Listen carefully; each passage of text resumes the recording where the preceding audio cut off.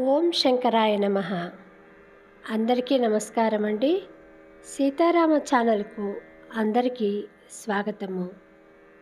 సాధారణంగా అన్ని దేవాలయాలలో విభూతి ఉంటుంది.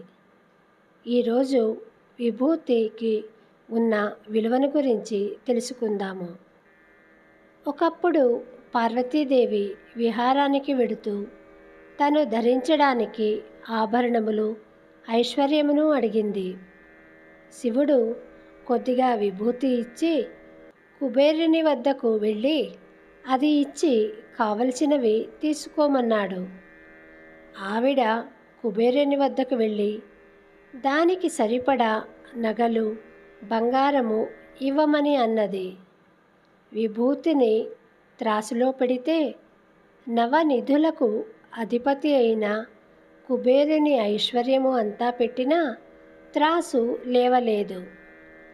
అన్నీ తనే పెట్టుకుందాము, తనే అనుభవిద్దాము అనుకునేవాడు లోకమునకు ఏమిస్తాడు? తాను నిరాడంబరముగా ఉండి అందరికీ అన్నీ ఇస్తాడు. శంకరుడు ఐశ్వర్యప్రదాత. ఆయన శక్తి మనము లెక్క కట్టలేము. ఇదండి విభూతికి ఉన్న విలువ. జై శంభో శంకర.